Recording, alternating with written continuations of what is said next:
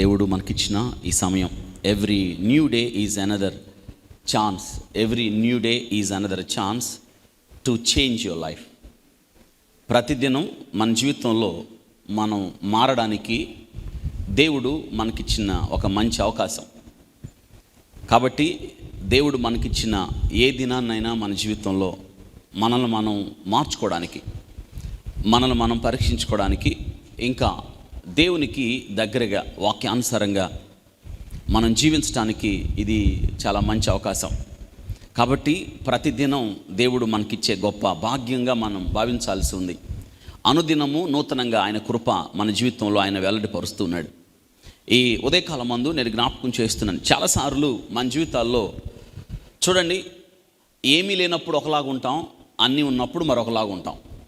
ఒక సామెత కూడా ఇలాంటి సామెత అంట, అన్నీ ఉన్న ఇస్తరి ఎలా ఉంటుందంట, అనిగి ఉంటుంది, ఏమీ లేనిది. కానీ విచిత్రం ఏంటంటే కొన్నిసార్లు మన జీవితాల్లో అన్నీ నిండున్నప్పుడు మన జీవితంలో ఎగిరెగిరి పడడం కూడా కనిపిస్తూ ఉంటుంది ఒక్కోసారి. ఈరోజు నేను ఒక వ్యక్తిని మీ ముందు ఉంచడానికి ఇష్టపడుతున్నాను. ఆ వ్యక్తి నీ గురించి చెప్పాలంటే 3 మాటల్లో చెప్పచ్చు. ఏంటో తెలుసా? ఒక అనాథగా ఎదిగాడు, ఒక అనాథగా ఉన్నాడు. దేవుడు అతనిని జ్ఞాపకం చేసుకున్నాడు. అతన్ని పనివాడుగా ఉన్న ఆ వ్యక్తిని రాజుగా చేశాడు. ఆ వ్యక్తి దుష్ట పునాది వేసి 10 గోత్రాలను నాశనానికి నడిపించాడు. ఇంతే ఆయన గురించి చెప్పాలి. మళ్ళీ జ్ఞాపకం చేస్తున్నాను, ఆ వ్యక్తి తండ్రి లేని అనాథ, పనివాడిగా ఒక రాజు యొక్క ఆస్థానంలో పనివాడిగా ఎదిగాడు. కానీ అతన్ని దేవుడు జ్ఞాపకం చేసుకొని 10 గోత్రాల మీద రాజుగా చేశాడు. దేవునికి నమ్మకంగా ఉండాల్సిన వ్యక్తి దుష్ట పునాది వేసి 10 గోత్రాలను నాశనానికి తీసుకుని వెళ్ళాడు. ఏమనొచ్చు ఆ వ్యక్తిని? ఆలోచించండి. నిజంగా మన జీవితాల్లో మనం మన స్థితిని మనం జ్ఞాపకం చేసుకోవడం చాలా మంచిది. యెషయా భక్తుడు అంటాడు, నీవు ఏ బండ నుండి చెక్కబడితేవో జ్ఞాపకం చేసుకో. నీ చెక్కడం ఎక్కడి నుండి ప్రారంభమైందో జ్ఞాపకం చేసుకో. ఒకనప్పుడు నువ్వు ఎలా ఉన్నావు, నేటి దినాన నీ స్థితికి కారణం ఏమిటి? చాలాసార్లు మన గత చరిత్రను మర్చిపోతాం. చరిత్రను మర్చిపోవద్దు. దావీదు జ్ఞాపకం చేస్తున్నాడు. దావీదు రాజని ఎప్పుడు అతిశయపడలేదు. దావీదు అంటాడు, గొర్రెల దొడ్డిలో ఉన్న నన్ను నువ్వేం చేసావు? రాజుగా చేసావు. అంటే దావీదు యొక్క ప్రయాణం ఎక్కడి నుంచి సాగింది? గొర్రెల దొడ్డి నుండి సింహాసనం వైపు వచ్చాడు. కానీ దావీదు తను వచ్చిన దారి మర్చిపోలేదు. తను గొర్రెలను కాచిన సంగతి దావీదు మర్చిపోలేదు. గొర్రెలు కాసిన సంగతి మర్చిపోలేదు. గొర్రెల వెంట తిరిగిన సంగతి మర్చిపోలేదు. ఆలోచించండి. సింహాసనానికి ముందు దావీదు ఎవరో దావీదుకు తెలుసు. దావీదు ఎవరండి? గొర్రెల కాపరి. గొర్రెల కాపరిగానే దావీదు చాలా కీర్తనలు రాశాడు.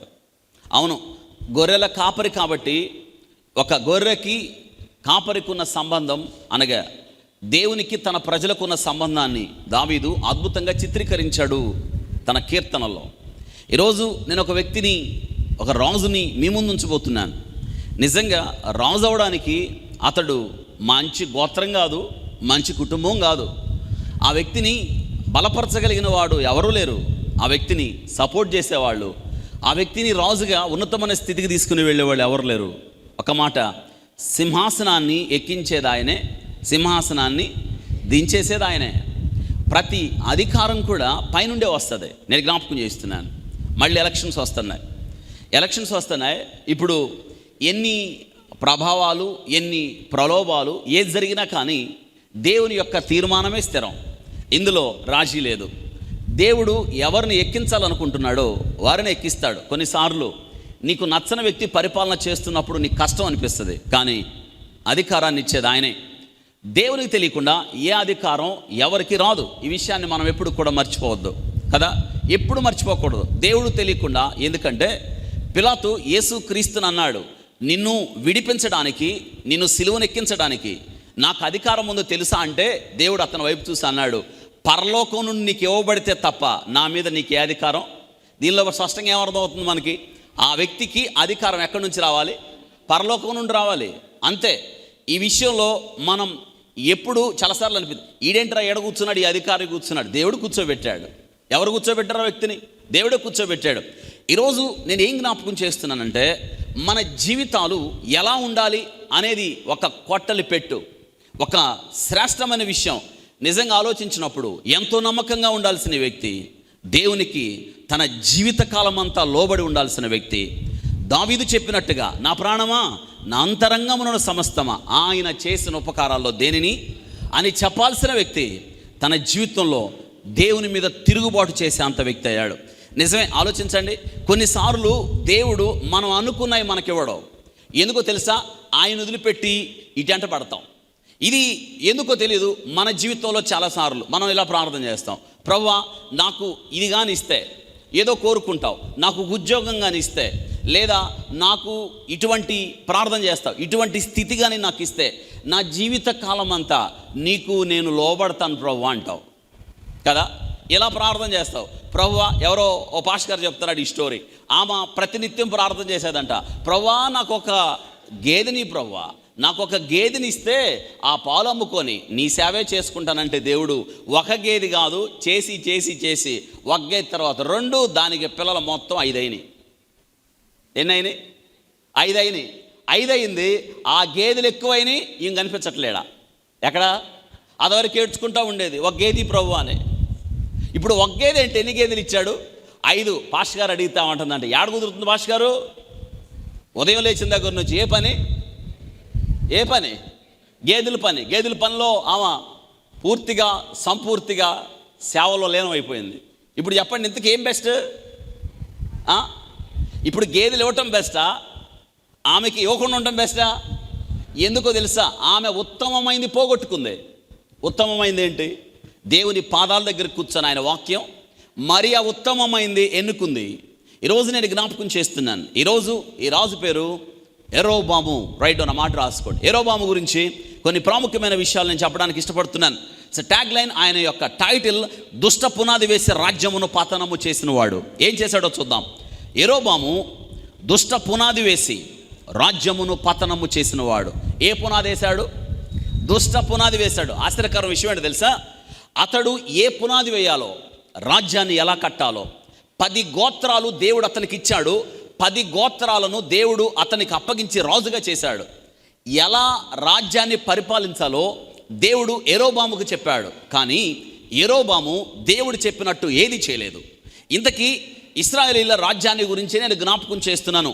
ఈ విషయాన్ని మనం ఒకసారి దేవుని వాక్యం ద్వారా మనం విందాం. చూడండి, రాజుల గ్రంథ చరిత్ర, రాజుల గ్రంథం, మొదటి రాజుల గ్రంథం, రెండో రాజుల గ్రంథం, దానికి ముందు సమూయేలు గ్రంథం, దావీదు దగ్గర నుంచి సౌలు దగ్గర నుండి, సౌలు 40 సంవత్సరాలు, దాని తర్వాత దావీదు 40 సంవత్సరాలు, ఆయన కొడుకు సొలొమోను 40 సంవత్సరాలు. అంటే ఎన్ని సంవత్సరాలు మొత్తం? 40 ఎంత? 120 సంవత్సరాలు. ఇశ్రాయేలీయుల రాజ్యం అంతా కూడా 120 సంవత్సరాలు కలిసింది. ఈ ఇశ్రాయేలీయుల రాజ్యం 120 సంవత్సరాలు దావీదు హయాములో అద్భుతమైన రాజ్యంగా, సువర్ణ యుగంగా ఉంది. దావీదు ఎంత గొప్పగా రాజ్యాన్ని కట్టాడు అంటే, దావీదు యుద్ధాలు చేసి ఇశ్రాయేలు రాజ్యాన్ని సుస్థిరం చేశాడు. ఇశ్రాయేలీల దేశం అంటే చుట్టూన్న శత్రువులు భయపడే స్థాయికి తీసుకొని వచ్చాడు. దావీదు హయాములో రాజ్యము బహుగా విస్తరించింది, బహుగా స్థిరపడింది. ఇశ్రాయేలీల రాజ్యం గొప్ప రాజ్యం అయింది. ఎందుకంటే దేవుడే దావీదు హయాములో ఆ రాజ్యాన్ని దీవించాడు. కారణం ఏంటంటే దేవుని యందు దావీదు భయభక్తులు కలిగి ఉండేవాడు. కాబట్టి ప్రతి విషయంలో దావీదు ఎవరికి లోబడి ఉండేవాడు? దేవునికి లోబడి ఉండేవాడు. అందుకే ఆ రాజ్యం అంత గొప్ప రాజ్యం అయింది. నేనేమంటానంటే మన జీవితాల్లో కూడా మన దేవునికి లోబడితే దేవుడు మనల్ని స్థిరపరుస్తాడు. దేవుని మాట వింటే దేవుడు మనల్ని ఆస్వాదిస్తాడు. దేవునికి లోబడి దేవుని వాక్యాన్ని మనం సరిహద్దులుగా చేసుకుంటే దేవుడు మన సరిహద్దులలో ఆయన దీవెన, ఆశీర్వాదం, శాంతి, సమాధానాన్ని నెలకొల్పుతాడు. ఎప్పుడైతే దేవుని మాట వినమో, దేవుని వాక్యాన్ని త్రోసివేస్తామో, అంతే మన జీవితాలు పతనం అవడానికి అదే పునాది. ఈరోజు దావీదు తర్వాత వాళ్ళ కొడుకు రాజ్యానికి వచ్చాడు. ఆయన ఎవరు? సొలొమోను కూడా 40 సంవత్సరాలు పరిపాలించాడు. మళ్ళీ జ్ఞాపకం చేస్తాను, ఇశ్రాయేలీయుల రాజ్యంలో 12 గోత్రాలు. ఈ 12 గోత్రాలు యాకోబు కొడుకులు 12 మంది పేర్లు. ఇది చాలా పెద్ద రాజ్యం. ఈ మొట్టమొదట ఇశ్రాయేల్ రాజ్యానికి రాజు ఎవరండి? సౌలు ఎన్నేళ్ళు పరిపాలించాడు? 40 ఏళ్ళు. తర్వాత ఎవరు వచ్చారు? దావీదు వచ్చాడు. దావీదు 40 ఏళ్ళు. ఆ తర్వాత ఎవరు వచ్చారు? సొలొమోను వచ్చాడు. సొలొమోను 40 సంవత్సరాలు. తేలిగ్గా గుర్తుపెట్టుకోవచ్చు. సౌలు 40 సంవత్సరాలు, దావీదు 40 సంవత్సరాలు, సొలొమోను 40 సంవత్సరాలు పరిపాలించాడు.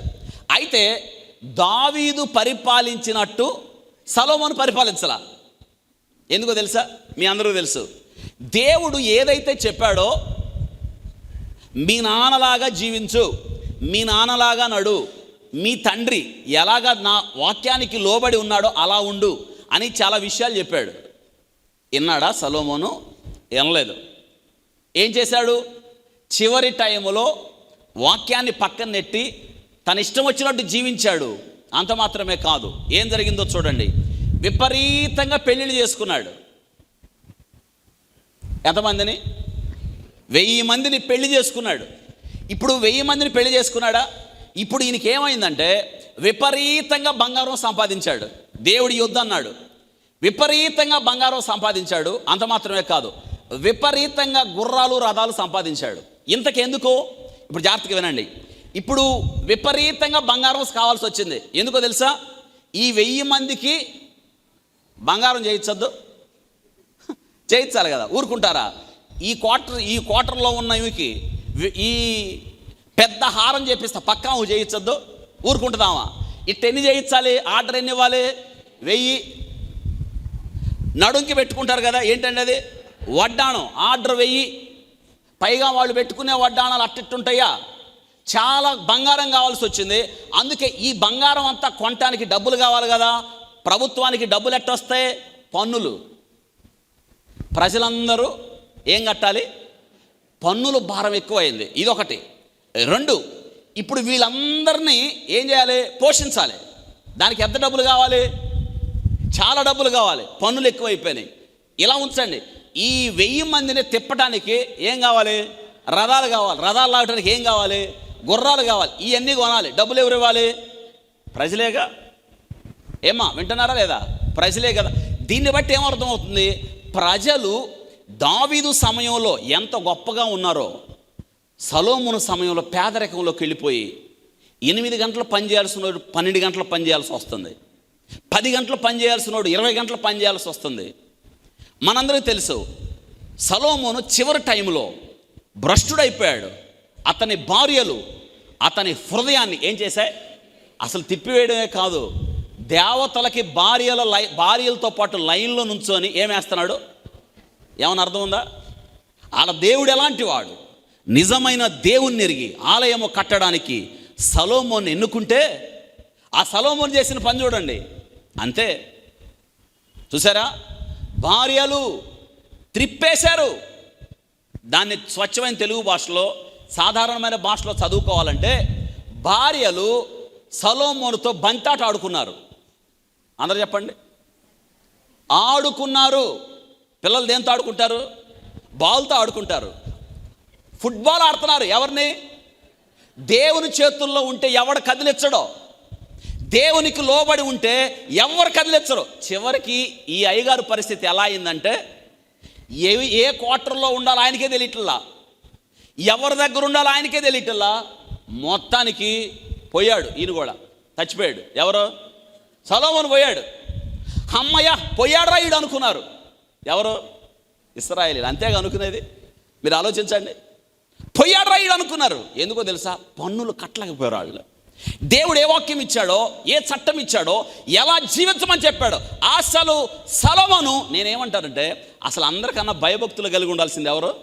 సొలొమోను. ఎందుకంటే సొలొమోనుకున్న జ్ఞానం ఎవరికి లేదు కదా. అసలు పైగా దేవుడు సొలొమోనుకి ఎన్ని ఆధిక్యతలు ఇచ్చాడండి.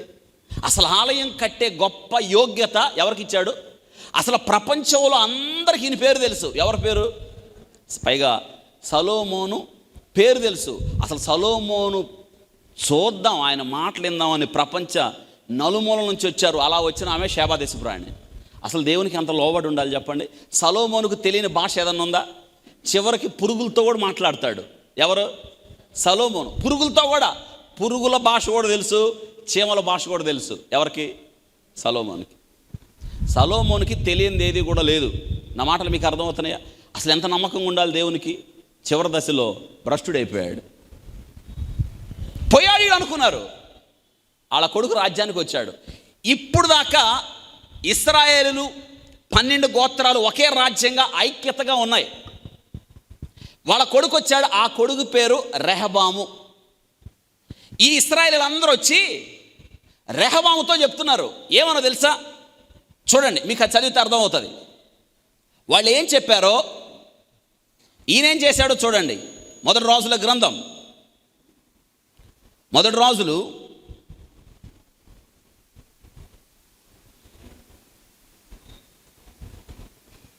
12వ అధ్యాయం.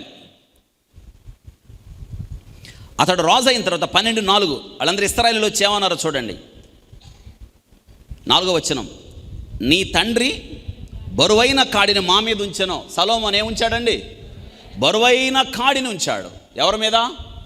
ఇశ్రాయేలీయుల మీద బరువైన కాడిని మా మీద ఉంచెను. నీ తండ్రి నియమించిన కఠినమైన దాస్యమును. అబ్బా, చూసారా? దావీదు అట్లాంటి పరిస్థితి ఏమైనా చేశాడు? ఇశ్రాయేలీయుల్ని తన ప్రజలను సొంత బిడ్డల్లాగా చూసుకున్నాడు. అయితే ఏమైందో చూడండి, కఠినమైన దాస్యమును మా మీద అతడు ఉంచిన బరువైన కాడిని నీవు చులకన చేసిన ఎడల మేము నీకు సేవ.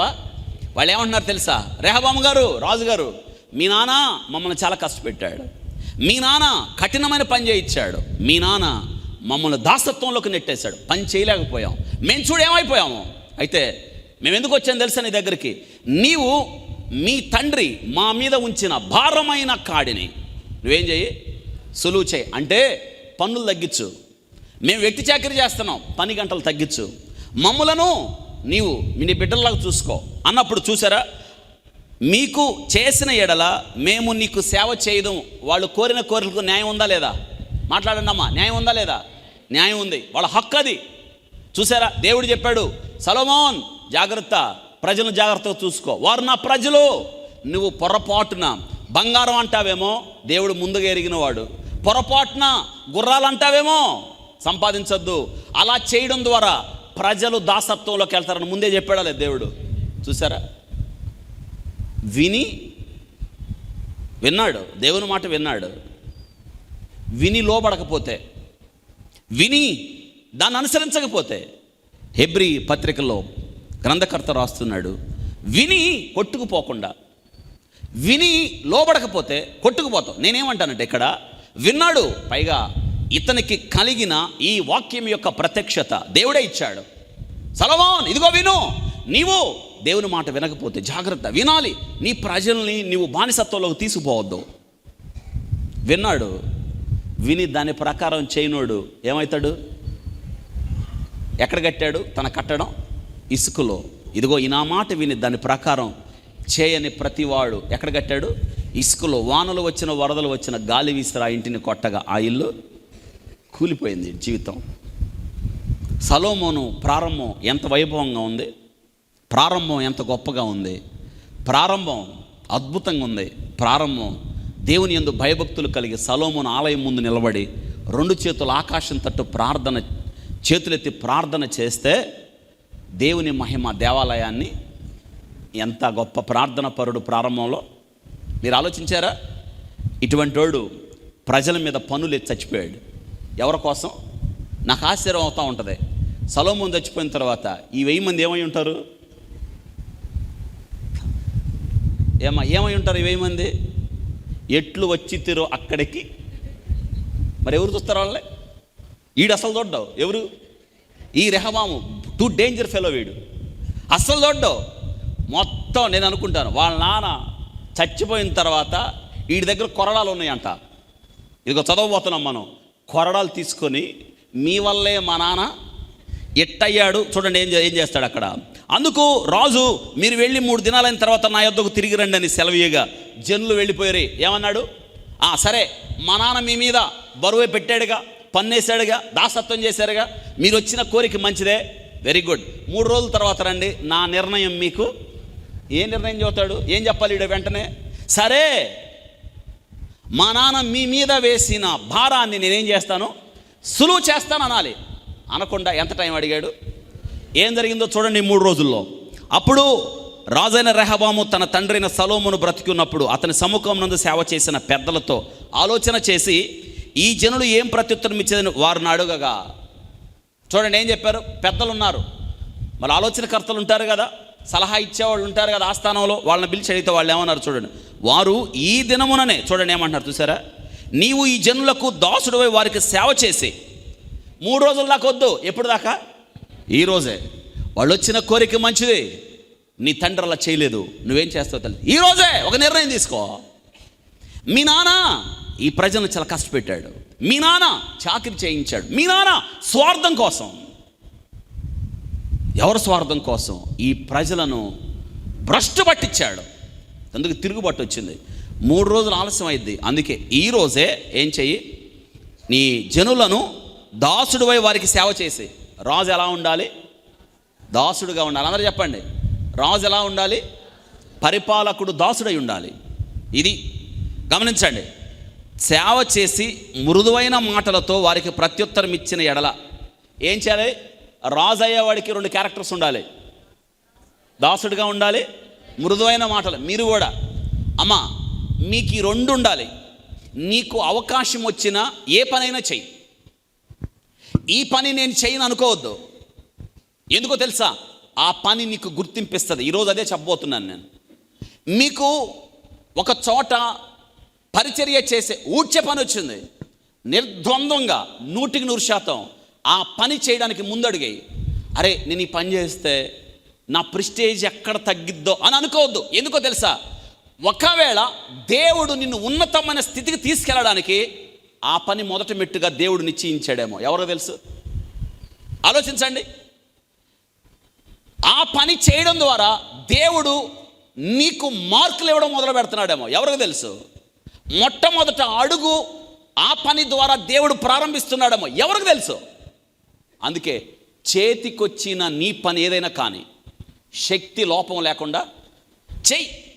మనం చాలాసార్లు ఇది నేను చేసే పని కాదు, ఇది నా వల్ల కాదు, ఇది ఇంకొకరు చేయాలి, నా క్యాడర్ ఎక్కువ, నా ఈగో ఎక్కువ, నా స్టేటస్ ఎక్కువ, నేను చదువుకున్న చదువు ఎక్కువ, ఇక్కడ కూర్చునేది నేను కాదు అని అనుకున్నావా? ఏమో తెలియదు, ఏం లాస్ అయిపోయావు నీ లైఫ్లో, ఏం కోల్పోతున్నావో తెలీదు. చాలాసార్లు మన జీవితంలో నేను కాదు, నా వల్ల కాదు, ఇది నేను చేసేది కాదు అని ఎన్నిసార్లు వెనక్కి వెళ్ళిపోయారు ఎక్కడున్న వాళ్ళు. ఇది చేయాల్సింది నేను కాదు. ఒకవేళ నువ్వు వచ్చేటప్పటికి ఆ పని అక్కడ ఉందంటే దాని అర్థమైంది, ఎవరు చేయాల్సింది? నువ్వు చేయాల్సింది. ఎంత లాస్ అయిపోతున్నావు మీకు తెలుసా? దేవుడు మిమ్మల్ని ఎంతగానో దీవించాలని, ఇంకొక పని అప్పగించాలన్నప్పుడు దేవుడు, జాగ్రత్తగా వినండి, ఒక ఉన్నతమైన స్థితికి తీసుకెళ్ళండి. దేవుడు రాంగ్ రూట్లోకి ఎప్పుడు తీసుకెళ్ళాడు? దేవుడు స్ట్రైట్ వే, దేవుడు స్పష్టంగా తీసుకొని వెళ్తాడు. దేవుడు తీసుకెళ్లే దారి చాలా అద్భుతంగా ఉంటుంది. అయితే ఆ దారి నీకు నచ్చకపోవచ్చు, ఆయన ఆ దారిలోనే రావాలి. ప్రభువా నాకు ఈ దారి నచ్చట్లేదు, నేను ఇంకొక దారిలో వస్తాను అనుకుంటే యేషోబు ప్రధానమంత్రి అయ్యేవాడు కాదు. గుంట్లో పడ్డం దేవునికి తెలుసు, దేవుడు తెలిసే గుంట్లో వేశారు. ఎవరిని? యేషోవుని. గుంట్లో పడ్డం తెలుసు, బానిసల మార్కెట్లో అమ్మడం తెలుసు, ఫరో కొనటం తెలుసు, మళ్ళీ బానిసత్వంలోకి వెళ్ళటం తెలుసు, ఆమె కన్నేసి అనవసరంగా రాద్ధాంతం చేసి కేసు పెట్టడం తెలుసు, ఇతను కొట్టడం తెలుసు, తీసుకెళ్ళి చెరసాల్లో వేయడం తెలుసు. ఇవన్నీ ఎవరో తెలుసు? ఈ రూట్ మ్యాప్ ఎవరిచ్చారు? ప్రభా ఇది నాకు నచ్చట్లేదు, ఏదన్నా చెయ్యి అంటే ఎప్పటికీ అతడు ప్రధానమంత్రి అయ్యేవాడు కాదు. ప్రధానమంత్రి అయ్యేవాడు కానే కాదు. మీరు ఆలోచించండి. ప్రభువా ఈ సౌలు అనేవాడు నన్ను ఏం తేదిస్తున్నాడు, నేను నా జీవితం ఇక నేను బతకను, నన్ను వేరే దారిలో తీసుకెళ్ళు అని దావీదు ప్రార్థన చేస్తుంటే ఎన్నడు రాజు అయ్యేవాడు? దేవుడు తీసుకెళ్లే దారి నీకు నచ్చకపోవచ్చు, నీకు కష్టంగా ఉండొచ్చు, నీకు చాలా ఒత్తిడి కలిగించవచ్చు. అయినా ప్రభు నీతో ఉన్నాడు, ఆయన చూస్తున్నాడు. నీకు ఏ హాని ఎంత మాత్రం ఎవరో తలపెట్టరు. ఆలోచించండి. ఈ వాక్య భాగంలో నేను జ్ఞాపకం చేస్తున్నాను. ఈ యొక్క రెహబాము దగ్గరికి, సలోమోను కొడుకు దగ్గరికి ఇశ్రాయేలు ప్రజలందరూ వచ్చి అడుగుతున్నారు, ఏమో తెలుసా, మీ నాన్న మమ్మల్ని కష్టపెట్టాడు, ఆ కష్టాన్ని తీర్చు, మా మీద భారం ఎక్కువైంది, దాసత్వం ఎక్కువైపోయింది, పనులు ఎక్కువైపోయినాయి, నీవు కాడిని సులువు చేయి అన్నప్పుడు ఏం చేయాలి? అవును చెయ్యాలి. మా నాన్న మిమ్మల్ని చాలా కష్టపెట్టాడు, మిమ్మల్ని దుఃఖపెట్టాడు, భారం ఎక్కువైంది, నేను మీ మీద ఖచ్చితంగా ఆ భారాన్ని ఏం చేస్తా? సులువు చేస్తానంట మాత్రమే కాదు, మీకు దాసుడుగా నేను సేవ అని ఏ మాటలు మాట్లాడాలి వాళ్ళతో? మృదువైన మాటలు మాట్లాడాలి. ఎందుకో తెలుసా? మృదువైన మాటలు కోపాన్ని, అందరూ చెప్పండి, ఏ మాటలు? మనం ఆ భాష నేర్చుకోవాలి. ఎట్ట పడితే అట్ట మాట్లాడతాడు ఒక్కొక్కడు, ఏది పడితే అది, నోటికి ఎంత వస్తే అది జాగ్రత్త. మృదువైన మాట, మృదువైన మాట, మృదువైన మాట. అవతల ఎంత హార్ష్గా ఉండనివ్వండి, ఎంత కోపంగా ఉండండి, ఎంత మాట పెడితే అంత మాట అన్నేవండి. నువ్వు ఆ మాటలు మాట్లాడడానికి మనం ఇక్కడ లేవు. మన భాష మారిపోయింది. ఎందుకో తెలుసా? మనం బైబిల్ భాష, వాక్యం చదువుకుంటున్నాం. మనం బైబిల్ భాష నేర్చుకోవాలి. నిజమే, సమయోచితంగా మాట్లాడాలి, ఆలోచించి మాట్లాడాలి, అర్థవంతంగా మాట్లాడాలి, మించి మృదువైన మాటలు మాట్లాడాలి. మన మాటలు మనల్ని పట్టిస్తాయి. జాగ్రత్త. దేవుడు ఆకాశమందు ఉన్నాడు, నీవు భూమి మీద ఉన్నాయి. నీ మాటలు ఎట్టుండాలి? కొంచెం కొంచెం మృదువైన మాటలు ఉండాలి. ఉప్పు వేసినట్టు కృపాసహితంగా ఉండాలి. ఒక్క మాట చెప్తాను, మన మాటలు, వీళ్ళు ఇచ్చిన సలహా ఎంత బాగుందో చూడండి. పెద్దలు ఇచ్చారు, జాగ్రత్త, వారు వచ్చారు, న్యాయమైన కోరిక కోరారు, మీ తండ్రి వాళ్ళ మీద వెట్టి చాకరీ పెట్టిన మాటలు ఇస్తే వాళ్ళు కష్టపడుతున్నారు, పేదరికం వచ్చేసింది. నువ్వు వాళ్ళతో ఏం ఈరోజే చెప్పు, వాళ్ళకి దాసుడుగా ఉండి సేవ చేస్తానని చెప్పు, వాళ్ళ మీద ఉన్న భారాన్ని తగ్గిస్తానని చెప్పు అని చెప్పమన్నాడా? నిజమే. ఒక సందర్భాన్ని జ్ఞాపకం చేస్తున్నాను. ఎలీషా బయటికి కూడా రాకుండా నయమాను పోయి ఎన్నిసార్లు మునగమన్నాడు? కోపం వచ్చింది. ఎవరికి? నయమానికి. సైన్యాధిపతి కదా. చంద్రబాబు నాయుడు ఓటు కోసం వచ్చి మీ ఇంటికి, చంద్రబాబు నాయుడు కూడా వచ్చారు ఓటు కోసం అనగానే నువ్వేం చేస్తావు? కింద మీద పడతా లేచి పరిగెత్తకుండా బయటకు వచ్చి ఆయనకి దండం పెట్టకుండా లోనే పడుకొని ఓటేస్తావు నిలమను. అంతే ఎట్టుడదే? కోపం రాదా ఆయనకి? ఏంట్రా, నేను ఎవరిని? ముఖ్యమంత్రిని. కనీసం వీళ్ళు బయటకు కూడా రాకుండా లోన్ తీసుకొని, డొక్కర తీసుకొని, పసుపు కుంకాలు తీసుకొని, కనీసం బయటకు కూడా రాకుండా, మీరు చెప్పండి, బయటకు కూడా రాకుండా వీళ్ళు, కోపం రాదా? అసలు ఈయనకే కోపం వచ్చినప్పుడు సైన్యాధిపతి కానికి ఎంత కోపం? అసలు కోపం వచ్చేసి పనోడుతున్నాడు. ఏంట్రా, ఆయన బయటకు వచ్చి, సైన్యాధిపతిని బయటకు వచ్చి, నాకు ఎక్కడ కుష్ఠరోగం ఉందో అక్కడ తన చెయ్యిని పెట్టి నన్ను బాగు చేస్తాడనుకుంటే కనీసం నా ముఖం కూడా చూడకుండా పోయి ఎక్కడ మనమన్నాడు? యోర్దాన్లో బురదలో మనమన్నాడు. మన దేశంలో ఎంత మంచి నదులు ఉన్నాయి, అంత మంచి నదులు, తిప్పరా రథం అన్నప్పుడు పనుడు ఇది సమయోచితంగా, సందర్భంగా, అర్థవంతంగా, క్లుప్తంగా, బాధ్యతాయుతంగా, మృదువుగా మాట్లాడాడు. అయ్యా, ఇంగ్లీష్ బైబిల్లో ఉంది, మై ఫాదర్, నా తండ్రి ఒక మాట విను. నీవు ఆ ప్రవక్త ఏదైనా గొప్ప పని చేయమంటే చేస్తావుగా, చిన్న పనేగా, దానిలో ఏముందో ప్రయత్నించవచ్చు కదయా. ఎంత బాగున్నాయి ఈ మాటలో. మనమైతే ఏం చేసేవాళ్ళం? వెనకున్నవాళ్ళం, అవును నిన్ను సైన్యాధిపతిని ఏమంటాడాడు, దానిలో పోయి మనం అంటాడా తిప్పో అని వెళ్ళేటప్పుడు అంటాం. అసలు నిన్నడకు రమ్మంది ఎవరయ్యా? నిన్నడకు పంపింది ఎవరో? ఆ ఇంట్లో పెట్టుకోవద్దని చెప్పి ఆ పిల్లని, మనోళ్ళు కాదు వాళ్ళు, ఆ పిల్ల చిత్ర పిడుగులాగా ఇంట్లో పడి, ఎవరు చెప్పింది? నీ భార్యకి చెప్పింది. ఆయనకి బుద్ధి లేదు అంటామనవా? ఇలా మాట్లాడాలి, మృదువైన మాటలు. అమ్మ, భాష నేర్చుకున్నారా? మీకు ఆ భాష రావాలంటే ఏ పాండిత్యం అక్కర్లా. దేవుని వాక్యం చదివితే చక్కని భాష. తెలుసా, పేపర్లో చూస్తా, మన ముఖ్యమంత్రి చంద్రబాబు నాయుడు కొడుక్కి భాష నేర్పించడానికి చాలామంది టీచర్లు అంట తెలుగు నేర్పడానికి. ఇదేందుకు విచిత్రంగా? ఏమి నేర్పడానికి? తెలుగు నేర్పడానికి. ఎవరైనా తెలిస్తే చెప్పండి. ఎంతమంది నేర్పినా రాదు. ఆయన బైబిల్ చదువుకుంటే తిన్నగా ఉంటాడు అంతే. ఎన్ని నేర్పినా ఆయనకి భాష రాలా, సరైన భాష లేదు, ఏది పడితే అది మాట్లాడుతూ ఉంటాడు. నేనేమంటానంటే, నీవు దేవుని వాక్యం దగ్గరికి వచ్చావు, అద్భుతమైన దేవుని యొక్క ధర్మశాస్త్రం దగ్గరికి వచ్చావు. నీ వాక్యము వెల్లడగొడుతోనేం కలుగుతుంది? వెలుగు. జ్ఞానము లేని వారికి ఏం కలుగుతుంది? జ్ఞానం. ఇప్పుడు ఓ ప్రశ్న, సొలొమోను ఉన్నాడా? సొలొమోనుకి ఏమవుతాడు? రెహబాము కొడుకు కదా, కొడుకా కాదా? ఇప్పుడు కొడుకు అయినప్పుడు వాళ్ళ నాన్న ఎవరో చాలా జ్ఞానవంతుడు. ఈడేంటండి ఆ జ్ఞానంలో కొంచెం కూడా లేదు. ఇప్పుడు ఆ జ్ఞానం కొంచెం కూడా లేదు. అర్థమైందా? మీరు ఆలోచించండి, కొంచెం కూడా లేదు. ఇప్పుడు డాక్టర్ పిల్లలు, ఇప్పుడు మావాడికి సంవత్సరం, వాడు రోజు చూస్తూ ఉంటాడు. నాది ఏందది? సెటస్కోప్ పెట్టుకొని నిన్న హాస్పిటల్ కాడ పక్కన పెట్టా, వాడు ఏడ పెట్టుకొని దాన్ని తిప్పుతున్నాడు. అడిగి అర్థమైపోయింది, ఏడ పెట్టుకోవాలి, తర్వాత ఇది ఎక్కడ పెట్టాలో అది తెలియదు, అది విషయం. అంటే మొత్తానికి ఒక విషయం అర్థమైంది, ఏంటది, దాన్ని ఏడ పెట్టుకోవాలని. నాకు అనిపించింది రాత్రి వాకింగ్ చదువుతున్నప్పుడు, ఈడికన్నా మావాడే బెస్ట్. ఎందుకో తెలుసా, అంత జ్ఞానవంతుడు కడుపున పుట్టి ఈ నిష్ట దరిద్రుడు. కనీసం కొంచెం కూడా జ్ఞానం లేకుండా 3 రోజుల తర్వాత రండి అంటాడు. బానిసల వాళ్ళు ఏమన్నా ప్రజలు, దేవుని ప్రజలు వాళ్ళు, దేవుని ప్రత్యక్షత ఉన్నవాళ్ళు, గొర్రెపిల్ల రక్తము ద్వారా కడగబడిన వాళ్ళు, దేవుని విమోచన జనం, దేవుని ఆస్తి, దేవుని స్వాస్థ్యం, ప్రపంచ దేశాలకు ఒక ఆభరణ ఈ ప్రజలు. వాళ్ళని అంటున్నాడు, ఏమంటున్నాడు, 3 రోజుల తర్వాత. వీళ్ళు అన్నారు, కాదు కాదు కాదు కాదు కాదు, ఇప్పుడే చెప్పు వాళ్ళతో. ఏమని? ఇప్పుడే పిలిచి వాళ్ళకు దాసుడుగా ఉంటానని చెప్పు. వాళ్ళతో ఏ మాట మాట్లాడు. ఎందుకు ఆ మాట వాడాడు? వీళ్ళు ఎందుకు చెప్పారు మృదువైన మాట మాట్లాడు? వీడికి మాట్లాడటం రాదు, ఏది పడితే అది మాట్లాడతాడని అందుకే చెప్పారు జాగ్రత్తగా. ఏ మాటలు మాట్లాడు, మృదువైన మాటలు మాట్లాడన్నారు. పాపం వాళ్ళు మళ్ళీ 3 రోజుల తర్వాత వచ్చారు. ఈ డైలాగులు చూడండి ఎట్టున్నాయో.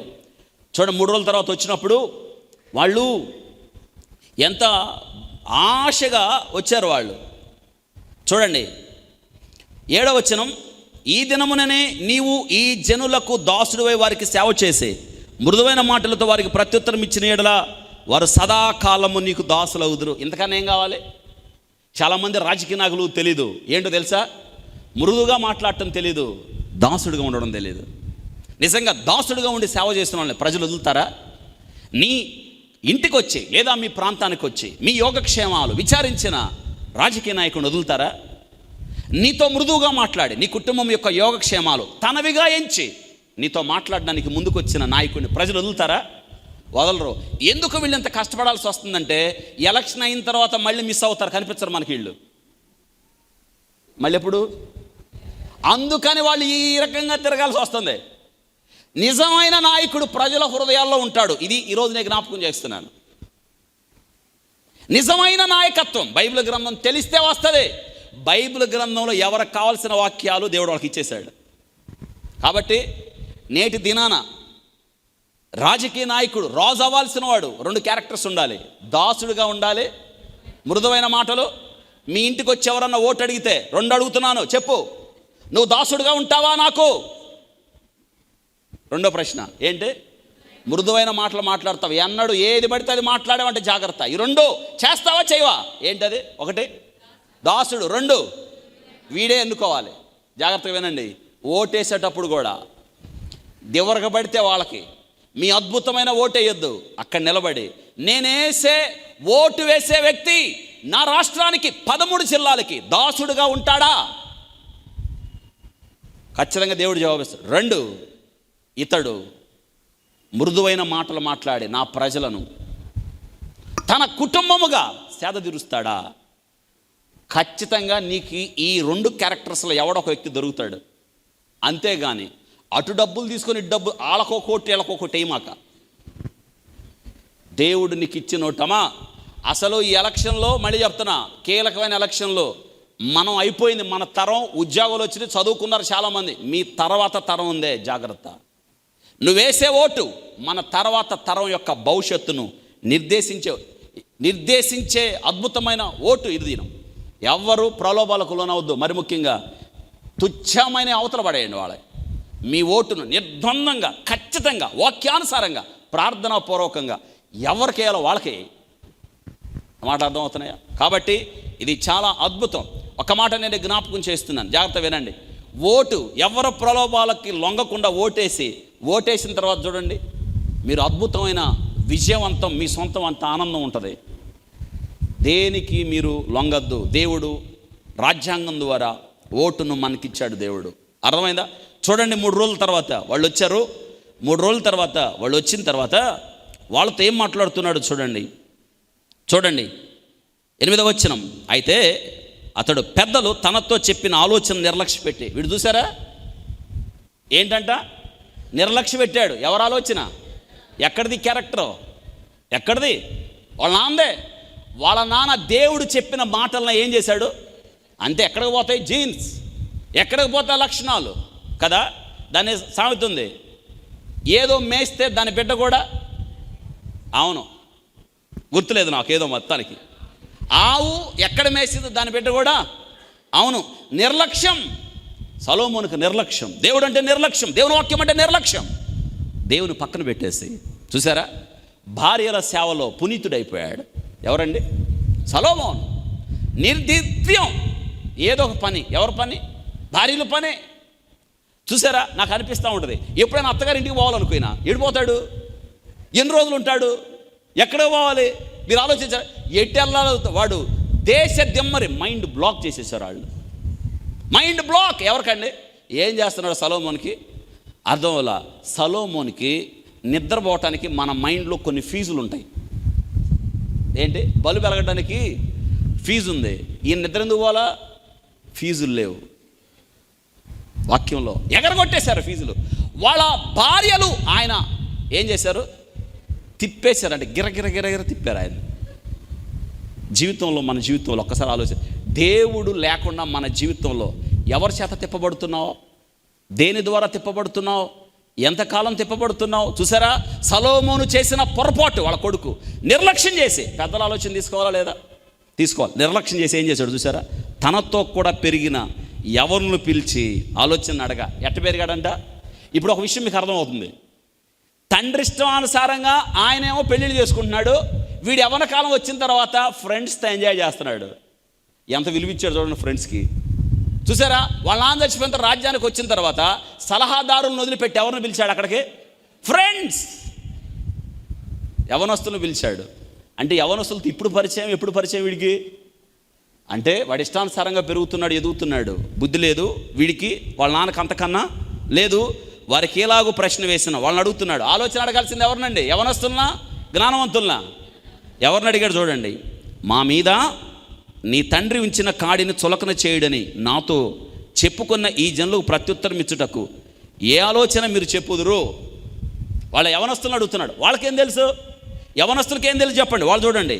అప్పుడు అతనితో కూడా ఎదిగిన ఆ యవనస్తులు అతనితో కూడా ఏమయ్యారు? ఎదిగిన ఆ యవనస్తులు ఈ ఆలోచన చెప్పిరి. వాళ్ళు కూడా ఇచ్చారు సలహా. ఏంటి తెలుసా? నీ తండ్రి మా కాడిని బరువైదుగా చేసిన కానీ నీవు దాన్ని చులకనగా చేయవాలని నీతో చెప్పుకున్న ఈ జనులకు ఇలాగూ ఆజ్ఞయము, ఇలాగూ ఆజ్ఞయము. పెద్దలు ఏమన్నారు చూడండి, పెద్దలు ఏమన్నారు చూడండి. 7వ వచనం. ఈ దినమున నీవు ఈ జనులకు దాసుడివై వారికి సేవ చేసి మృదువైన మాటలతో వారికి ప్రత్యుత్తరం ఇవ్వు అని పెద్దలు చెప్తే వీళ్ళు ఏమంటున్నారు? ఆజ్ఞ ఇవ్వు. 2 మాటల మీద తేడా అర్థమవుతుందా? పెద్దలు ఏం చెప్పారు? జవాబు చెప్పు. జవాబు చెప్పడం అంటే సాధారణమైన భాషలో మృదువైన మాటలు చెప్పడం.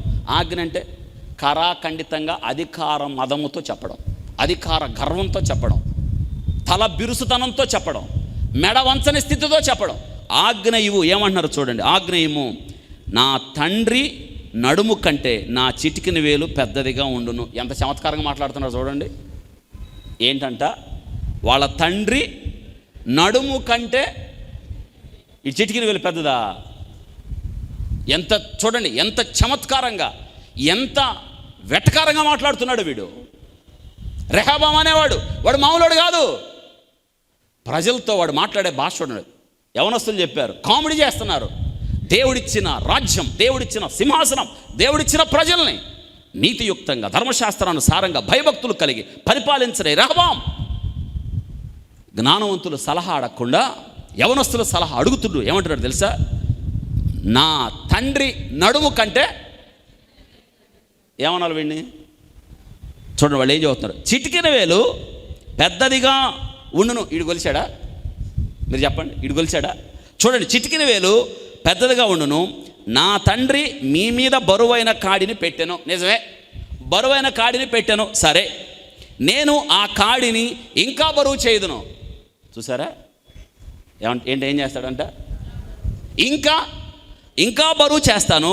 నా తండ్రి చబుకములతో మిమ్మల్ని శిక్షించను. సరే, నేను కొరడాతో మిమ్మను శిక్షించదును. ఇది చెప్పమన్నారు వాళ్ళు. పాపం 12వ వచనం. 3వ దినమందు నా యొద్దకు రండని రాజు నిర్ణయం చేసినట్టు యెరోబాము జనులందరూ 3వ దినమున రెహబాము వద్దకు వచ్చారు. ఆశతో వచ్చారా లేదా? నిజంగా ఏ ఆశతో వచ్చి ఉంటారు మీరు చెప్పండి? ఖచ్చితంగా వాళ్ళ నాన్న మన మీద పెట్టిన వెట్టి చాకిరి నుండి, మన మీద పెట్టిన బానిసత్వం నుండి, పన్నుల భారం నుండి ఖచ్చితంగా ఈ కొడుకు మనల్ని ఏం చేస్తాడు? మనకి విడుదల విముక్తి తీసుకొస్తాడు, మన భారాన్ని భరిస్తాడని 3వ రోజు అందరూ వచ్చారు. నిజంగా ఈ 3 రోజులు అందరూ ఎదురు చూస్తుంటారా రాజుగారు ఏం చెప్తాడని? 3వ రోజు వచ్చారు. ఏం చెప్తున్నాడు చూడండి. సేమ్ అదే, 3వ దినమందు నా యొద్దకు రండని రాజు నిర్ణయం చేసినట్లు యెరొబోము జనులందరూ 3వ దినమున రెహబాము వద్దకు వచ్చారు.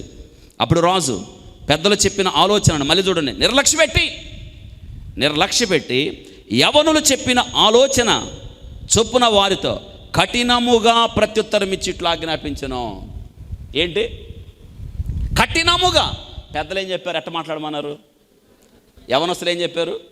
కఠినంగా మాట్లాడు, ఇట్ట చెప్పు వాళ్ళతో, వాళ్ళని వదలొద్దు. నువ్వు కానీ మెత్తగా మాట్లాడితే నెత్తినెక్కి కూర్చుంటారు. వాళ్ళతో చమత్కారంగా మాట్లాడు, అడ్డదిడ్డంగా మాట్లాడు, అడ్డగోలుగా మాట్లాడు. ఏంటి? మా నాన్న నడుం నా చిటికిన వేలు కన్నా చిన్నదే, మా నాన్న నడుం చిన్నది. ఏంటి దీని అర్థం? నడుము దేనికి ఉద్దేశం? నిలబడ్డానికి. నడుము చాలాసార్లు నడుము ఇరిగిపోతే మనిషి నిలబడలేడు. దీని అర్థం ఏంటో తెలుసా? మా నాన్న వీక్. కొడుకు చెప్తున్నాడు, ఇండైరెక్ట్గా చెప్తున్నాడు, మా నాన్న వీక్. మా నాన్న సంగతి నాకు తెలుసు. మా నాన్న సింహాసనం మీద కూర్చున్నప్పుడే వీక్ మా నాన్న. మా నాన్న ఎంత వీక్ తెలుసా? మా నాన్న కన్నా ఇది స్ట్రాంగ్. ఎందుకు వాళ్ళకి ఆ స్టోరీ? వచ్చిన వాళ్ళు ఏమడిగారు? మా మీద ఉన్న భారం. మా నాన్న మిమ్మల్ని శుభకములతో శిక్షించాడు, బెత్తంతో కొట్టాడు, చిన్న కర్రపులతో కొట్టాడు. నేను మిమ్మల్ని ఏం చేస్తాను తెలుసా? ఎట్లుంటుందండి వాళ్ళకి? ఎట్లుంటుంది మీరు ఆలోచించండి. వచ్చిన ప్రజా సమూహం ఉద్దేశించి వీడు మాట్లాడే మాట అదే. ఆలోచించండి ఏం జరిగిందో తెలుసా? వాళ్ళు ఏం చేశారో చూడండి, వాళ్ళు ఏం మాట్లాడుతున్నారో చూడండి. నిజంగా కఠినముగా ప్రత్యుత్తరం ఇచ్చి ఇట్లా నేను అన్నాడు. ఆ తర్వాత 15వ వచనం, జనులు చేసిన మనవిని రాజు ఈ ప్రకారము అంగీకరించకపోయాను. షిలోహీనున అహియా ద్వారా నెబాతు కుమారుడైన యెరొబోముతో తను పలికించిన మాట నెరవేర్చవాలి యెహోవా ఇలాగ జరిగించను. 16వ వచనం, కాబట్టి ఇశ్రాయేలు అందరూ రాజు తమ విన్నపమును వినలేదని తెలుసుకొని, చూడండి వీళ్ళు తెలుసుకున్నారు, రాజుకి ఇలాగూ ప్రత్యుత్తరం ఇచ్చిరి. రాజు ఇలా అన్నారు, దావీదులో మాకు భాగమేది? యెష్షయి కుమారుని యందు మాకు స్వాస్థ్యము లేదు. ఇశ్రాయేలు వారులారా మీ గుడారముల్లోనికి పోవురి. దావీదు సంతతి వారులారా మీ వారిని మీరే చూచుకున్నాడని చెప్పి ఇశ్రాయేలు వారు తమ గుడారములోకి వెళ్ళిపోయి. అయితే యోధా పట్టణంలో ఉన్న ఇశ్రాయేలు వారిని రెహబాము ఏలెను. తర్వాత రాజైన రెహబాము వెట్టి పని వారి మీద అధికారి అయిన అదోరామును పంపగా, ఇంత చెప్పాడా? మళ్ళీ వాళ్ళ చేత పనులు చేయించడానికి ఒక వ్యక్తిని పంపాడు రాజు. ఆయన పేరు ఏం పేరు? అదోరామును పంపగా ఏం చేశారు చూడండి ఇశ్రాయేలీలు. అసలే కోపం మీద ఉన్నారు, వాళ్ళు రగిలిపోతున్నారు. ఎవరి మీద? రాజు మీద. ఈలోపు పనులు కట్టించుకునేవాడు పంపారు. ఏం జరిగిందో చూడండి అక్కడ. పంపగా ఇశ్రాయేలు అందరూ రాళ్లతో అతన్ని కొట్టినందున అతడు మరణమాయను. కాబట్టి రాజైన రెహబాము యెరూషలేమునకు పారిపోయిన తన రథం మీద త్వరగా ఎక్కినాం. ఏం జరిగింది తెలుసా? రాజుగారు పంపించారు పనులు తీసుకురాళ్ళ దగ్గర పనులు కట్టించుకురాని. అసలే కోపం మీద ఉన్నారు కదా. రాళ్ళు తీసుకొని రాజు పంపిన వ్యక్తిని ఏం చేశారు? చంపి, రాజుగారికి తెలిసింది, ఒకడిని వేసేసారు. నీ దగ్గరికే వస్తున్నారు. ఏంటి అయిపోయాడు ఒకడు, నీ దగ్గరికే వస్తున్నాడు అనగానే నిన్నటి పౌరుషం పోయి ఈరోజు రథం ఎక్కి ఏమైపోయాడు? పారిపోయాడు. జాగ్రత్త వినండి, పారిపోయాడు. ఇప్పుడు ఇశ్రాయేలీలు వ్యతిరేకంగా ఉన్నారు కదా. 2 ముక్కలైంది రాజ్యం. 10 గోత్రాలు, అప్పటిదాకా 12 గోత్రాలు ఒకే రాజ్యంగా ఉన్నాయి. సొలొమోను తర్వాత రెహబాము తన యొక్క దుష్ట మాటలు, దుష్ట పరిపాలన వలన వాళ్ళ తండ్రి మార్గంలో నడిచి ఇష్టానుసారంగా మాట్లాడడం ద్వారా దేవుడు ఏం చేశాడంటే 2 ముక్కలైంది. ఈ 10 గోత్రాలు ఒక పక్కకు వచ్చినాయి. ఇక రెహబాముతో మనకు పని లేదు, మనం విడిపోదాం అని 10 గోత్రాలు పక్కకి వెళ్ళాయి. 2 గోత్రాలు అవతలకి వెళ్ళాయి. అవతలకి వెళ్ళిన గోత్రాలు 2, యోధా గోత్రము, బెన్యామీను గోత్రం. 2 గోత్రాలు అవతలకి వెళ్ళినాయి. దానికి ఇందాక రాజు సొలొమోను కొడుకు రెహబాము రాజుగా ఉన్నాడు. ఇటు వెళ్ళినదేమో దక్షిణ రాజ్యం, దాన్నే యోధా రాజ్యం అంటారు. ఇటు పక్కకి వెళ్ళినాయి 2 గోత్రాలే. అవతలకి వెళ్ళిపోయింది 10 గోత్రాలు, దాన్ని ఉత్తర రాజ్యం అంటారు. కాబట్టి నిట్ట నిలువున ఇశ్రాయేలీల రాజ్యం 12 గోత్రాలు 2 ముక్కలైంది. 2 గోత్రాలు ఇటు వచ్చినాయి, దక్షిణం వచ్చినాయి. దానికి రెహబాము రాజు అయిపోయాడు. 10 గోత్రాలు అవతలకి వెళ్ళినాయి, దేవుడు దానికి రాజుగా ఎవరిని చేశాడంటే యెరోబామును చేశాడు. ఈరోజు నేను చెప్పబోయే స్టోరీ యెరోబాముది. మీకు అర్థమైందా? యెరోబాము ఎవరంటే ఉత్తర దిక్కునున్న 10 గోత్రాలకు మొట్టమొదటి రాజు. ఆ మాట రాసుకోండి. యెరోబాము ఎవరంటే ఉత్తర రాజ్యమున 10 గోత్రాలను ఏలిన మొట్టమొదటి రాజు. ఉత్తర రాజ్యాన్ని మొట్టమొదట ఏలిన 10 గోత్రాలను ఏలిన మొట్టమొదటి రాజు. ఒక మాట ఇంకా, యెరోబాము అనగా ప్రజాధిక్యత కలిగిన వాడు, అనేక మంది జనములను కలిగిన వాడు. రాసుకోండి ఆ మాట. యెరోబాము అనగా ప్రజాధిక్యత కలిగిన వాడు, అనేక మంది జనములను కలిగిన వాడు, అనేక మంది జనాలను కలిగిన వాడు. అతనికి ఏముంది? యెరోబాముకి ప్రజాధిక్యత ఉంది, ప్రజల బలం ఉంది, ప్రజలు అతనికి జేజేలు పలుకుతున్నారు. ఎందుకో ఈ వాక్యం ద్వారా దేవుడు మనతో మాట్లాడడానికి ఇష్టపడుతున్నాడు. గమనించండి. ఇప్పుడు 2 ముక్కలైంది. బహుశా మీకు అర్థమైంది అనుకుంటాను ఈ చరిత్ర. 2 ముక్కలైంది ఇశ్రాయేల్ రాజ్యం. ఎందుకు 2 ముక్కలైందో తెలుసా? దేవుని మాట వినకపోవడం ద్వారా, దేవుని మాటకు లోబడడం ద్వారా, దేవుడిచ్చిన ధర్మశాస్త్రాన్ని, దేవుని యందు భయభక్తులు నిలబడకపోవడం ద్వారా దేవుని సేవించని ప్రజలు, దేవుని సేవించిన రాజ్యం అది ఉండనేరవు, నిలువనేరవు. నీ జీవితంలో స్థిరమైన పునాది మీద కట్టబడిన కట్టడంగా నీ జీవితం ప్రజలు వెళ్ళాలి అనుకుంటే, నీ జీవితం వర్ధిల్లాలి అనుకుంటే, నీ జీవితం మహిమయుక్తమైన జీవితంగా మారాలి అంటే దేవుడిచ్చిన వాక్యం, దేవుడిచ్చిన చట్టం, దేవుడు ప్రభుత్వానికి మనల్ని మనం అప్పగించుకున్నప్పుడు మనము స్థిరపరచబడతాం. దేవుని యొక్క ఆజ్ఞ, దేవుని యొక్క శాసనం, దేవుని యొక్క వాగ్దానం. ఈరోజు నేను జ్ఞాపకం చేస్తున్నాను. ఇశ్రాయేలీలు చూడండి, నిట్ట నిలువున 12 గోత్రాలు 2 ముక్కలైపోయినాయి. 2 ముక్కలేమో దక్షిణ రాజ్యం, 10 ముక్కలేమో 10 గోత్రాలు ఏమైనాయి ఉత్తర రాజ్యం. అయితే గమనించాలి ఏంటంటే, ఇటు సైడ్ ఉందే 2 గోత్రాలు. ఆ 2 గోత్రాలు ఏంటి? యోధా గోత్రం, బెన్యామీను గోత్రం. వారు దేవుడు దాన్ని కాపాడుతూనే ఉన్నాడు. వాళ్ళు మంచోడు కాకపోయినా, దక్షిణ రాజ్యాన్ని అసలు మంచోడు కాకపోయినా దేవుడు కాపాడుతూనే ఉన్నాడు. ఎందుకో తెలుసా? దావీదులో నుంచి యేసయ్య రావాలి. ఇప్పుడు ఆ వంశం పూర్తిగా, దక్షిణ రాజ్యం పూర్తిగా నాశనం అయిపోయింది అనుకోండి, యేసయ్య రావటానికి మార్గం ఏమాత్రం ఉండదు. కాబట్టి వాళ్ళని కాపాడుతూనే ఉన్నాడు. గమనించండి, ఇటు 2 గోత్రాలు ఉన్నాయే, ఈ గోత్రాల యొక్క చరిత్ర రాజుల గ్రంథంలో అక్షరాల 325 సంవత్సరాలు ఏలారు ఆ రాజులు. ఎన్ని సంవత్సరాలు మీ అందరికీ తెలుసు? 325 సంవత్సరాలు ఏలారు. ఆ తర్వాత దేవుడు వాళ్ళని బబులోని చెరకు అప్పగించాడు. ఏ గోత్రాలని? ఏ రాజ్యాన్ని? దక్షిణ రాజ్యాన్ని. కానీ ఉత్తర రాజ్యం ఉందే, ఉత్తర రాజ్యం దాదాపు ఎన్ని సంవత్సరాల చరిత్ర ఉందంటే, ఇక్కడ మనం నేర్చుకోవాలి. దాదాపు 210 సంవత్సరాల చరిత్ర. ఇటెంత? 325, ఇటేమో 210. గమనించండి, ఇక్కడ ఇటు 2 గోత్రాల చరిత్ర ఎంత? అందరూ చెప్పండి. 325 సంవత్సరాలు. 325 సంవత్సరాల తర్వాత దేవుడు దాన్ని ఏ చెరకు అప్పగించాడు? బబులోని చెరకు అప్పగించాడు. ఇటుందే 225 సంవత్సరాలు, 10 గోత్రాలు.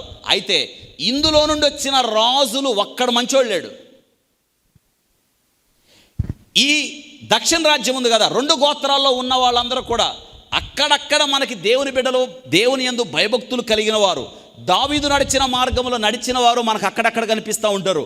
హిజ్కియా, యెహోషాపాతు, ఆసా, వీళ్ళందరూ దేవుని యందు భయభక్తులు కలిగిన వాళ్ళు అక్కడక్కడ కనిపిస్తారు. కానీ ఇటు సైడ్ ఉన్నాయి ఉత్తర రాజ్యం, 10 గోత్రాలు ఉన్నాయే, ఒక్కడు కూడా మంచోడు లేడు.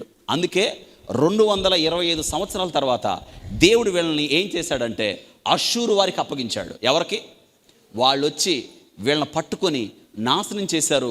ఇక మళ్ళీ వీళ్ళ రాజ్యం యొక్క ఆనవాళ్ళు మనకి కనిపించవు. నాశనం అయిపోయారు వాళ్ళు. ఆ నాశనం అయిపోయిన రాజ్యానికే మొట్టమొదటి రాజు ఎవరు? యెరోబాము. అంటే యెరోబాము మంచి పునాది వేయలేదు. ఎందుకో తెలియదు. ఇశ్రాయేలీలు మళ్ళీ దారి తప్పిపోతున్నారు. చేయకూడని పాపం మళ్ళీ చేస్తున్నారు.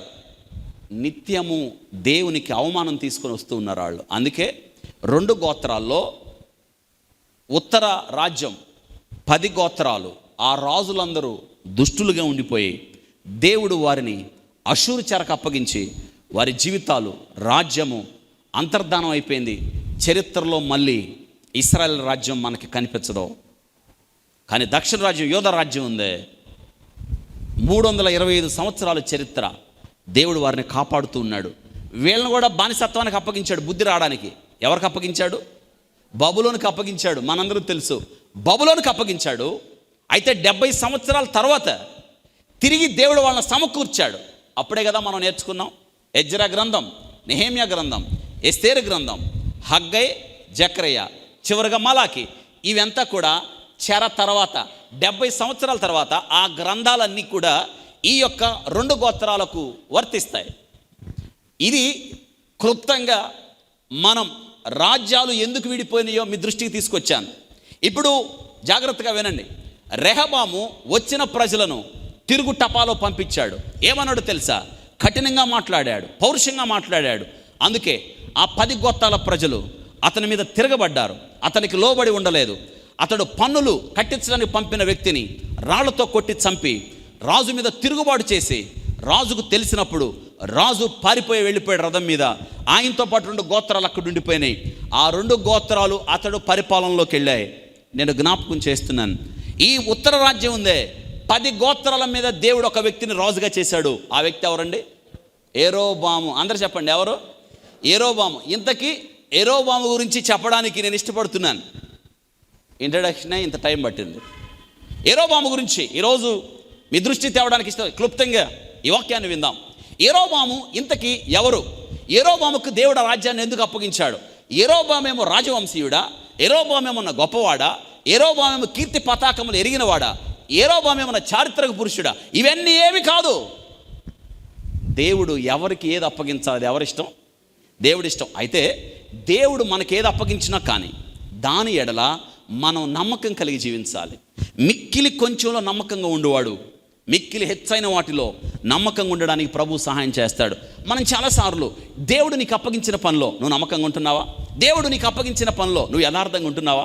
దేవుడు నీకు అప్పగించిన పనిలో నువ్వు నిజంగా దేవునికి సంతోషపెట్టేటట్టు జీవిస్తున్నావా? మనం చాలాసార్లు అప్పగించినప్పుడు ఒకలాగా ఉంటాం, కానీ మనం ఎదిగిన తర్వాత మరొకలాగా ఉంటాం. ఆశీర్వాదాలు లేనప్పుడు ఒకలాగా ఉంటాం, ఆశీర్వాదాలు వచ్చిన తర్వాత మరొకలాగా ఉంటాం. మనము ఏమి లేనప్పుడు తగ్గుంటాం, అన్ని వచ్చినప్పుడు మనం తలెత్తుకొని తిరుగుతాం కదా. చాలాసార్లు యెరోబాము జీవితంలో మనం నేర్చుకుందాం. యెరోబాము ఎవరు అంటే చూడండి, దేవుని యొక్క వాక్యంలో అది చదువుదాం మనం. యెరోబాము అతని గురించి మీరు ఇందాక రాసుకున్నట్లుగా అతడు ఎవరో తెలుసా? 10 గోత్రాలను ఏలినవాడు. దుష్ట పునాది వేసి రాజ్యమును ఏం చేశాడు? పతనము చేశాడు. ఏ పునాది వేశాడండి? అతను దుష్ట పునాది వేశాడు. ఇంతకీ ఆయన ఎవరు? అతని గురించి మనం పాఠాలు క్లుప్తంగా కొన్ని విషయాలు నేర్చుకుందాం. పరిశుద్ధ గ్రంథంలో 1 రాజుల గ్రంథం చూడండి, 11వ అధ్యాయం. అతను ఎవరో, అతని యొక్క చరిత్ర ఏంటో చూద్దాం. 1 రాజుల గ్రంథం 11వ అధ్యాయం 26 నుంచి చదువుతున్నాను చూడండి. ఆయన ఎవరో? యెరోబాము. 1 రాజుల గ్రంథం 11వ అధ్యాయం 26వ వచనం. మరియు సొలొమోను సేవకుడైన యెరోబాము సహా రాజు మీదకి లేచెను. సొలొమోను దగ్గర ఏం చేసేవాడు ఇతను? సేవకుడు. సొలొమోను దగ్గర సేవకుడు. సేవకుడు ఎవరి మీద లేచాడంట? రాజు మీద లేచాడు. ఎందుకు లేచాడు అంటే ఒక విషయం అర్థమవుతుంది. సొలొమోను దగ్గరే తిరుగుబాటు ప్రారంభమైంది కదా. మనం చాలాసార్లు తిరుగుబాటు ఎందుకు వచ్చింది? తిరుగుబాటు ఎందుకు వచ్చిందంటే పరిపాలించేవాడు వెట్టి చాకిరి చేయిస్తే ఏమొచ్చింది? తిరుగుబాటు వచ్చింది. పరిపాలించేవాడు సరిగ్గా లేకపోతే తిరుగుబాటు వచ్చింది. పరిపాలించేవాడు యథార్థంగా పరిపాలించకపోతే తిరుగుబాటు వచ్చింది. అవును కదా. కాబట్టి ఇప్పుడు తిరుగుబాటు చేశాడు. చూడండి, ఇతడు ఎవరో చూడండి. జెరేదా సంబంధమైన ఎఫ్రాయిముడైన నెబాతు కుమారుడు. ఎవరంటే ఇతడు? నెబాతు కుమారుడు. ఏ వంశం వీళ్ళది? ఏ గోత్రం అండి? ఎఫ్రాయిము. ఇతని తల్లి పేరు జెరూహా. ఎవరన్నామా? జెరూహా. ఆమె విధవరాలు. ఇప్పుడు ఒక విషయం అర్థమైంది. ఎవరి కొడుకు ఇతను? విధవరాలు కొడుకు కదా. విధవరాలు కొడుకు. చూడండి, ఇతడు రాజు మీదకి లేచుటకు హేతువేదనగా ఎందుకు తిరగబడ్డాడు చూడండి రాజు మీదకి.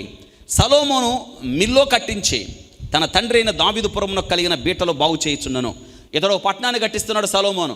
సొలొమోను పని అంతా కట్టడమే కదా, కట్టడమే. ప్రజల గురించి అన్నడు ఆలోచించలేదు. ప్రజలకు ఏం కావాలో తెలియదు.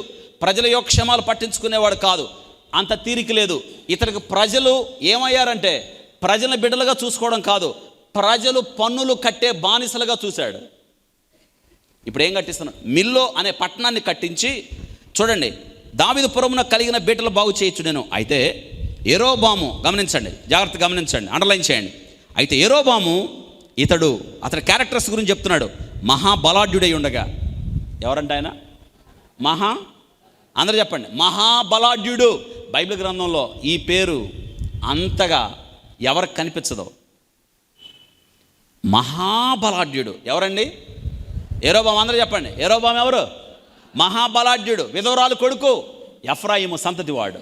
చూడండి, మహాబలాఢ్యుడు ఉండగా యవనుడు కూడా అతను. ఎవరంట? యవనుడు. చూడండి, దేవుడు ఒక వ్యక్తిని ఎలా ఎన్నుకుంటున్నాడు. యవనుడు, ఇతడు పని యందు శ్రద్ధ గలవాడు. అని అండర్లైన్ చేయటమే మీరు, పని యందు శ్రద్ధ గలవాడని సొలొమోను తెలుసుకొని. ఏంటి ఏముంది అతనికి? పనిలో ఏముంది? అందరూ చెప్పండి, పనిలో ఏముంది? శ్రద్ధ. ఈ సంగతి ఎవరో తెలిసింది? సొలొమోను రాజుకు తెలిసింది. ఒక మాట, పనిలో శ్రద్ధ ఉందా మీకు? చాలాసార్లు నీ పనిలో నువ్వు శ్రద్ధగా చేస్తే ఏమో తెలీదు, ఎవరి దృష్టిని నువ్వు ఆకర్షిస్తావో. సొలొమోను దృష్టిని ఆకర్షించాడు. అంటే సొలొమోనుకి ఎలా తెలిసింది? ఎవరో చెప్పారు అతని గురించి, రాజును పురమాయించారు. ఏమన్నా తెలుసా? అదిగో పనోడున్నాడే, నెబాతు కుమారుడు యెరోబాము. అబ్బా, మహాబలాఢ్యుడు, అసలు యవనస్తుడు. అట్టంటే యవనస్తుడు లేడు. పైగా పని యందు ఎవరు? శ్రద్ధ కలిగిన వాడు. చూడండి, శ్రద్ధ కలిగిన వాడని సొలొమోను తెలుసుకొని యోసేపు సంతతి వారు చేయవలసిన భారమైన పని మీద అతన్ని అధికారిగా నియమించిన. ఒక మాట కిందకు వద్దాం, మళ్ళీ ఒక్కసారి కిందకు వద్దాం. 26వ వచనం చూడండి. మరియు సొలొమోను సేవకుడైన యెరోబాము. మొదట ఎవరెత్తనో సేవకుడు ఏమయ్యాడు? ఇప్పుడు వెరీ గుడ్, సేవకుడు ఏమయ్యాడు? అధికారి అయ్యాడు. ఎట్టయ్యాడు అధికారి? పని యందు ఏముంది అతనికి? శ్రద్ధగా పని చేయువాడు ఏం చేస్తాడు? అందరూ చెప్పండి, శ్రద్ధగా పని చేయువాడు. మీ జీవితంలో ఆ శ్రద్ధ లోపిస్తుంది. జాగ్రత్త. ఒకానప్పుడు మనకున్న శ్రద్ధ నేటి దినాల్లో లేదు.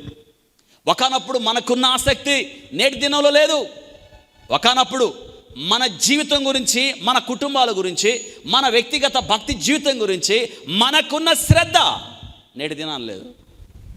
శ్రద్ధ తగ్గిపోవద్దు. శ్రద్ధ. చూడండి, శ్రద్ధగా పనిచేశాడు. సొలొమోనుకు తెలిసింది. పనివాడు ఏమయ్యాడు? అధికారి అయ్యాడు. పనివాడు అధికారి అయ్యాడు. నేను ఒక మాట జ్ఞాపకం చేస్తున్నాను, ప్రతి అధికారం ఎవరి నుండి వచ్చింది? దేవుని యొద్ద నుండి వస్తుంది. ఏం జరిగిందో చూడండి. అయితే చూడండి, ఆ వాక్య భాగంలో మనం నేర్చుకుంటున్నాం. అంతటా యెరోబాము అధికారిగా నిర్ణయించెను. యెరోబాము యెరూషలేము నుండి బయలు వెళ్ళిపోగా, చూడండి, షీలోనీయుడను ప్రవక్తగు అహియా అతనిని మార్గమందు కనుగొనెను. ఇతడు ఏమైంది? యెరూషలేము నుండి వెళ్ళిపోతున్నప్పుడు, యెరోబాము వెళుతున్నప్పుడు ఒక ప్రవక్త అతనికి ఎదురుబడి, చూడండి ఏం జరిగిందో. ఆ ప్రవక్త పేరు ఏం పేరు? అహియా అతని మార్గమందు కనుగొనెను. అహియా ఏం చేశాడో చూడండి. కొత్త వస్త్రమును ధరించుకొని ఉండెను. మార్గంలో వెళ్తున్నప్పుడు ఈ యొక్క యెరోబామును ఆపాడు ఆయన ప్రవక్త. దేవుడు నిలబెట్టాడు ఆ ప్రవక్తని. ఆ ప్రవక్త తన కొత్త వస్త్రం వేసుకొని ఉన్నాడు. ఏం జరిగిందో చూడండి. వారిద్దరు తప్ప పొలంలో మరి ఎవడును, పొలంలో కలుసుకున్నారు ఇద్దరు. ప్రవక్త ఆపాడు, ఇద్దరు కలుసు ఎవరు లేకపోయాను. అంతటా అహియా తాను ధరించుకొని ఉన్న కొత్త వస్త్రమును పట్టుకొని 12 తునకలుగా చింపి యెరోబాము తిట్లనెను. ఈ 10 తునకలను నీవు తీసుకొనుము, ఇశ్రాయేలు దేవుడు యెహోవా సెలవిచ్చినదేమనగా. చూడండి, అతడు ఏం చేశాడు తెలుసా?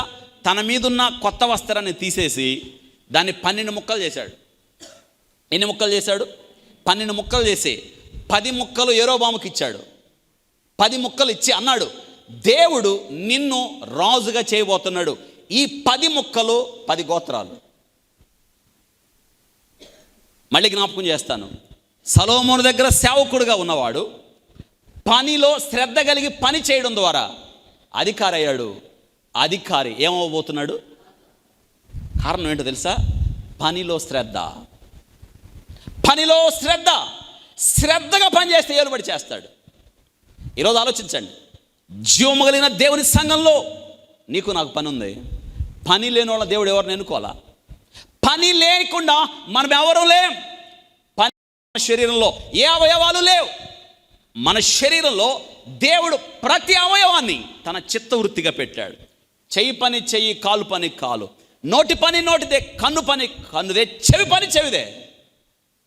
ఇంకొక అవయవం దాని పరిధిని దాటి పనిచేయదు. ఏ అవయవము దానికి నిర్దేశించిన స్థానంలో, నిర్దేశించిన క్రమంలో పనిచేస్తుంది. ఇన్ కేస్ ఒక అవయవం పని చేయకపోతే ఆ శరీరం ఆరోగ్యంగా ఉంటుందా? ఉండదు. జీవము కలిగిన దేవుని సంఘం, యేసుక్రీస్తు రక్తము ద్వారా కడగబడిన మనందరం, సంఘములో చేర్చబడిన మనందరం జీవము కలిగిన దేవుని సంఘములో సజీవమైన రాయిగా మనందరికీ పని ఉంది. మనం దేవుని సంఘానికి ఎలా అలవాటుపడిపోయామంటే రావడం వెళ్ళడం కాదు.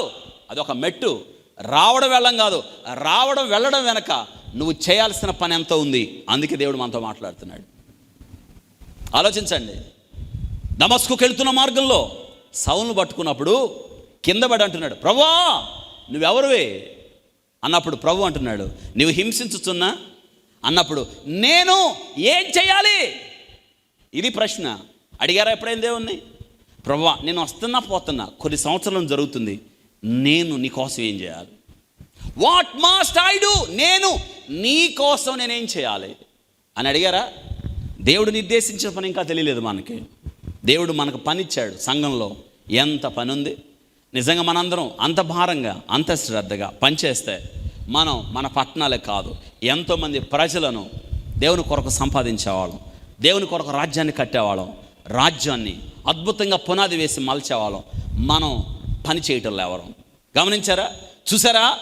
సొలొమోను హయాంలో పనోడు, వెట్టి చాకిరి చేసేవాడు, విధవరాలు కొడుకు, ఏ అండ లేనివాడు, బలశాలి, మహాబలాఢ్యుడు, శ్రద్ధలో పని అధికారిగా సొలొమోను నిర్ణయిస్తే దేవుడు ఇంకా మెట్టెక్కిచ్చాడు. ఏమయ్యాడు? 10 గోత్రాల మీద ఏమవుతున్నాడు? రాజు. ఆ అహియ ప్రవక్త తన మీద ఉన్న వస్త్రాన్ని తీసి చించి 10 ముక్కలు ఇచ్చి, ఎవరు లేరు అప్పుడు పొలంలో, 10 ముక్కలు అతని చేతుల్లో పెట్టి అన్నాడు, ఈ 10 గోత్రాల మీద దేవుడు నిన్ను రాజుగా చేయబోతున్నాడు. నిజంగా ఆలోచించండి. చాలా ఆశ్చర్యం అవుతావు ఈ వాక్యం చదివినప్పుడు.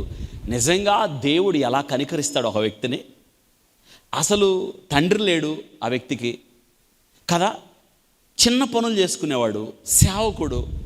కానీ అతని పనిలో ఉన్న శ్రద్ధ రాజు దృష్టిని ఆకర్షించేటట్టు చేసింది.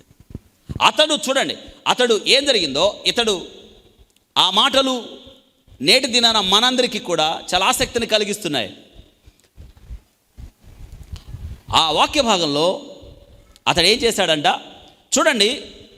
ఆ ప్రవక్త పట్టుకున్నాడు. ఆ ప్రవక్త ఎన్ని ముక్కలు ఇచ్చాడు అతనికి? 10 ముక్కలు ఇచ్చి, ఆ 10 ముక్కలు ఏమంటున్నాడు? ఆ 10 ముక్కలకి నువ్వేమవుతావు? రాజువి. 10 ముక్కలు దేనికి గుర్తండి? ఇశ్రాయేలీల 10 గోత్రాలకి గుర్తు. అది 10 గోత్రాలకి గుర్తు.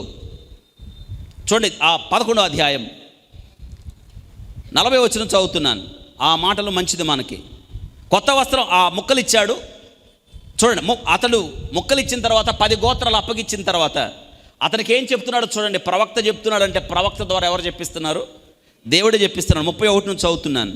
ఇశ్రాయేలు దేవుడైన యెహోవా సెలవిచ్చినదేమనగా, జనులు నన్ను విడిచిపెట్టి అష్టారోధను సీదోను దేవతకును, కెమోషను మోయాబుల దేవతనకు, మిల్కోమను అమోనీల దేవతనకు మొక్కి సొలొమోను తండ్రి అయిన దావీదు చేసినట్లుగా నా దృష్టికి యోగ్యమైనదని చేయకయు, నా కట్టడలను నా విధులను అనుసరింపయకు, నేను ఏర్పరిచిన మార్గంలో నడవయకునున్నారు గనక సొలొమోను చేతులను రాజ్యమును కొట్టివేసి 10 గోత్రాలను నీకు ఇచ్చేదను. చూసారా ఏమంటున్నాడు? యెరొబాము, ఇదిగో దేవుడు ఏం చెప్తున్నాడు తెలుసా నీకు? ఆ ప్రజలు ఇశ్రాయేలీలు ఇష్టం వచ్చినట్టు వారి దేవతలను ఏం చేశారు? మొక్కారు. అన్యుల దేవతలను మొక్కారు. అందుకే నేనేం చేశాను తెలుసా? సొలొమోను చేతుల్లో నుండి రాజ్యాన్ని కొట్టివేసి నీ చేతుల్లో పెట్టా. ఇప్పుడు దేవుడు ఒక వ్యక్తికి ఒక పని అప్పగించాడంటే దేవుడు ఆ వ్యక్తిని ఎంత నమ్మాడు? దేవుడు ఎంత ఆశిస్తున్నాడు తెలుసా? ఇప్పుడు యెరొబాముకి 10 గోత్రాలు దేవుడు అప్పగిస్తున్నాడు అంటే యెరొబాము దేవునికి నమ్మకంగా ఉండాలనే కదా దేవుని ఉద్దేశం. అంతే కదా? చూడండి ఏమంటున్నాడు. సొలొమోను దగ్గరుండి రాజ్యాన్ని కొట్టివేసి. ఎందుకు కొట్టేస్తాను తెలుసా? సొలొమోను కానీ వాళ్ళ కొడుకు కానీ నా సేవకుడైన దావీదు నడిచినట్టు వాళ్ళు నడవలా. దావీదు భయభక్తులు చేసినట్టు వాళ్ళు చేయలా. దావీదు నా మార్గంలో నడిచి నన్ను సంతోషపెట్టినట్లుగా, నా చిత్తానుసారుడు అయినట్లుగా వారు అవ్వలేదు. అందుకే 10 గోత్రాలను ఎవరి చేతుల్లో పెడుతున్నాను? నీ చేతుల్లో. చూడండి ఏం చెప్తున్నాడు, జాగ్రత్తలు చెప్తున్నాడు. సొలొమోను చేతులను రాజ్యమును కొట్టివేసి 10 గోత్రములు నీకు ఇచ్చాను. అయితే నా సేవకుడైన దావీదు నిమిత్తం నేను యెరూషలేము పట్టణమును కోరుకున్నందున ఇశ్రాయేలు గోత్రముల నుండి వారికి ఒక గోత్రమును ఉండనిత్తును. అందుకే దావీదు వంశములో నుండి యేసుక్రీస్తు రావాలి కాబట్టి వాళ్ళకి అలా ఉండనిచ్చానని చెప్పి అంటున్నాడు. 34 రాజ్యము వాని చేతుల నుండి బొత్తిగా తీసివేయక నేను కోరుకున్న నా సేవకుడైన దావీదు ఆజ్ఞలను అనుసరించి నా కట్టములను అనుసరించుకున్న గనుక దావీదును జ్ఞాపకం చేసుకుని అతని దినములన్నిటిని అతని అధికారిగా ఉండనిత్తును. చూడండి 35 అయితే అతని కుమారుని చేతులను రాజ్యమును తీసివేసి అందులో నీకు 10 గోత్రములను ఇచ్చేదను. ఎన్ని గోత్రాలు ఇస్తున్నాను? 10 గోత్రాలు ఇస్తున్నాను. నా నామమును అక్కడ ఉంచుటకు నేను కోరుకున్న పట్టణమైన యెరూషలేములో నా ఎదుట ఒక దీపము నా సేవకుడైన దావీదునకు ఎల్లప్పుడూ ఉన్నట్లు అతని కుమారునికి ఒక గోత్రం ఇచ్చేదను. 37 నేను నిన్ను అంగీకరించినందున. యెరొబెయామును ఎవరు అంగీకరించారు? చూడండి ఎంత చక్కగా మాట్లాడుతున్నాడు దేవుడు. నేను నిన్ను అంగీకరించిన నీ కోరిక అంతటి చొప్పున నీవు ఏలుబడి చేయొచ్చు, ఇశ్రాయేలు మీద రాజు అయ్యుందువు. ఇప్పుడు అర్థమైందా? యెరొబెయామును ఎవరు కోరుకున్నారు? దేవుడు కోరుకున్నాడు. యెరొబెయాము చెప్పాడు, నేను రాజు అయితే బాగుండని. అసలు ఆయన కల్లో కూడా ఊహించలేదు. దేవుడు కోరుకున్నాడు, 10 గోత్రాలు అప్పగించాడు. అంటున్నాడు 38 నేను నీకు ఆజ్ఞాపించినదంతయు. ఇది షరతు. ఇప్పుడు యెరొబెయాము ఏం చేయాలి తెలుసా? దేవుడు రాజ్యాన్ని ఇచ్చాడు, 10 గోత్రాలు అప్పగించాడు. యెరొబెయాము ఏం చేయాలి చూడండి, దేవుడు ఏం చెప్తున్నాడు చూడండి. నేను నీకు ఆజ్ఞాపించినదంతయు నీవు విని. ఏం చేయాలంట యెరొబెయాము? దేవుడు ఆజ్ఞాపించిందంతా అతడు వినాలి. ఇది మానవులందరికీ దేవుడు కట్టడ. ఈ నా మాటలు విని కదా, బలులు అర్పించుట కంటే మాట వినుట శ్రేష్టం. More than sacrifice. మనం మాట వినడం, దేవుని మాటకు లోబడ్డం. మాట వినాలి. వింటే కదా తెలుస్తుంది అసలు దేవుడు ఏం మాట్లాడుతున్నాడో వినకుండా, ఏం చెప్తున్నాడో వినకుండా, మనల్ని ఏం చేయమంటున్నాడో వినకుండా తిరగబడితే ఎలా? నాకు కాదనుకుంటే ఎలా? దేవుని వాక్యం మనందరికీ. దేవుని వాక్యం 2 అంచులు కలిగిన ఖడ్గం. ఏమో తెలియదు దేవుడు ఎవరితో మాట్లాడతాడో, ఎలా మాట్లాడతాడో, ఏ వాక్యం ద్వారా మాట్లాడతాడో, ఏ మాటల ద్వారా మాట్లాడతాడో. విని రాజ్యాన్ని అప్పగించే ముందు ఇన్స్ట్రక్షన్స్, రాజ్యాన్ని అప్పగించే ముందు షరతులు, రాజ్యాన్ని అప్పగించేటప్పుడు నువ్వు ఎలా జీవించాలో దేవుడు చెప్తున్నాడు. నా మాట విని నా మార్గములను అనుసరించి నడుచుచు. ఎవరి మార్గంలో నడు? నా మార్గంలో నడు.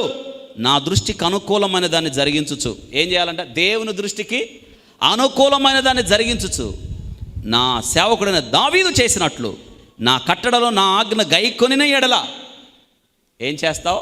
నా మాట విను, నా మార్గంలో నడు, నేను చెప్పినట్టు చేయి. దేవుడు ఎంత చక్కగా చెప్తున్నాడు చూడండి. యెరొబెయాము అసలు చూడు, నిన్ను నేను కోరుకున్నా. తెలుసా ఇలాంటి మాటలు దేవుడు దావీదు తర్వాత అటువంటి శ్రేష్టమైన పలుకులు ఎవరితో పలికాడంటే యెరొబెయాముతోనే. ఇంకా ఇటువంటి వాగ్దానాలు, ఇటువంటి అద్భుతమైన సందేశం దేవుడు ఏ రాజుతో పలకలా. ఇంత శ్రేష్టమైన వాగ్దానాలు దేవుడు ఎవరితో మాట్లాడలేదు, ఎవరితో మాట్లాడలా. దావీదు తర్వాత దేవుడు ఎవరితో మాట్లాడాడు? ఎంత నమ్మకంగా ఉండాలండి కదా. దావీదును కూడా దేవుడు అన్నాడు, దావీదుని నేను కోరుకున్నానని. యెరొబెయామును ఏమంటున్నాడు మళ్ళీ? నేను కోరుకున్నాను. చూడండి ఏం చేశాడో. నేను నీకు తోడుగా ఉండి దావీదు కుటుంబం అంతటిని శాశ్వతముగా నేను స్థిరపరిచినట్లు నిన్నును స్థిరపరిచి, నువ్వు నా మాట వింటే, నా మార్గంలో నడిస్తే, నా కట్టడలు అనుసరిస్తే నేను నిన్ను స్థిరపరుస్తా. దావీదు కుటుంబాన్ని స్థిరపరిచినట్టు నేను నిన్ను స్థిరపరుస్తా అని అంటున్నాడు. ఇశ్రాయేలు వారిని నీకు అప్పగించేదను. చూసారా, నిజంగా ఇతడు ఎఫ్రాయిమీయుడు. ఆయన దేవుడు ఏమంటున్నాడు? నీకెవరిని అప్పగిస్తా? ఇశ్రాయేలీలను అప్పగిస్తా. అంటే దాని అర్థం ఏంటంటే, ఇప్పుడు వివాహం అయిన తర్వాత పెళ్లి కుమార్తెను కదా తల్లిదండ్రులు అప్పగించేటప్పుడు ఏం జరిగిద్ది అక్కడ? ఏం చెప్తారు పెళ్లి కొడుక్కి? చెప్పండి, ఏం చెబుతారు? జాగ్రత్త, తర్వాత బాగా చూసుకో. ఏంటమ్మా ఎవరు మాట్లాడలేదు? ఏం చెప్తారు చెప్పండి? జాగ్రత్తగా, మా అమ్మాయిని మేము ఎప్పుడు ఏడిపించలేదు ఇంకా అని చెప్తారా? ఇంకేదని చెప్తారా? అంతేగా. ఆయనకి ఏం చెబుతారు? ఆ అబ్బాయికి ఏం చెబుతారు? అయ్యా నీ చేతుల్లో పెడుతున్నావు కదా, జాగ్రత్తగా చూసుకో, బిడ్డలాగా చూసుకో. మా బిడ్డకి మేము ఎప్పుడు కష్టం తెప్పించలేదు. నీకు అప్పగించాం మా బిడ్డనే, దాన్ని అప్పగింతలు అంటారుగా. నీకు అప్పగిస్తున్నాను, సింపుల్. అప్పగింతలు ఎక్కడ? దేవుడు కూడా ఇశ్రాయేలుని సొంత, ఆయన ఇష్టమైన ప్రజలు అంటున్నాడు, నీకు అప్పగిస్తున్నాను ఆ ప్రజల్ని, వాళ్ళని జాగ్రత్తగా చూసుకో. వాళ్ళని ఎలా చూసుకోవాలో నా మాటను, నీ చెప్పేదాని ప్రకారమే చెయ్యి, నా ఆజ్ఞలకు లోబడు, నా చిత్తంలో ఉండు. నీవు అలా చేస్తే దావీదును స్థిరపరిచినట్టు నిన్ను కూడా స్థిరపరుస్తా అని అన్నాడు. చూడండి, వారు చేసిన క్రియలు బట్టి నేను దావీదు సంతతి వారిని బాధపరుచుదుగా నిత్యం బాధించును. గమనించారా? ఇవి యెరోబాముకి దేవుడు ఇచ్చిన ఆజ్ఞలు, ఉపదేశాలు. ఇంతకు యెరోబాము ఏం చేస్తాడు గమనించారా? యెరోబాముకి దేవుడు అప్పగింతలు అప్పగించాడు. ఈ సంగతి సొలొమోను ఉన్నప్పుడు జరిగింది. ఈ సంగతి సొలొమోనుకు తెలిసింది. ఏమని? అమ్మో, దేవుడు ఒక వ్యక్తిని దేనిగా చేయబోతున్నాడు అని సొలొమోను ఒక అడుగు ముందుకేసి అతను చంపబోయాడు. ఎవరిని? యెరోబాము పారిపోయి ఐగుప్తుకి వెళ్ళిపోయాడు. ఏం చేశాడు? పారిపోయి ఐగుప్తుకి వెళ్ళిపోయి అక్కడ ఒక రాజు పంచన చేరాడు. ఆ రాజు ఎవరు పంచన చేరాడంటే ఆ రాజు కూతుర్నే సొలొమోను పెళ్లి చేసుకున్నారు. అక్కడ చేరాడు. జాగ్రత్తగా వినండి. ఈలోపు సొలొమోను చచ్చిపోయాడు. వాళ్ళ కొడుకు రాజ్యానికి వచ్చాడు. వాళ్ళ కొడుకుని చంపబోయేటప్పుడు ఆడు కూడా పారిపోయి వెళ్ళిపోయాడు. ఇప్పుడే వీళ్ళకి రాజు కావాలి. ఈ విషయం వాళ్ళకి అర్థమైంది. ఇశ్రాయేలీలకి దేవుడు ఒక వ్యక్తిని మన మీద రాజుగా అహియా ప్రవక్త ద్వారా అతడు వెళ్ళిపోతున్నప్పుడు అతని మీద ఉన్న కొత్త వస్త్రాన్ని చించి అతనికి ఎన్ని ఇచ్చాడు? 10 గోత్రాలు. కాబట్టి మనల్ని ఏలడానికి సరిపోయిన వాడు, దేవుని చిత్తంలో ఉన్నవాడు, పవర్ఫుల్ మ్యాన్ ఎవరన్నా ఉన్నారంటే ఎవరు? అతను. యెరోబాము కౌరు పెట్టారు, రా మా మీద వచ్చి రాజుగా. పారిపోయిన వాడు తిరిగి 10 గోత్రాల మీదకి వచ్చి ఏమయ్యాడు? రాజు అయ్యాడు.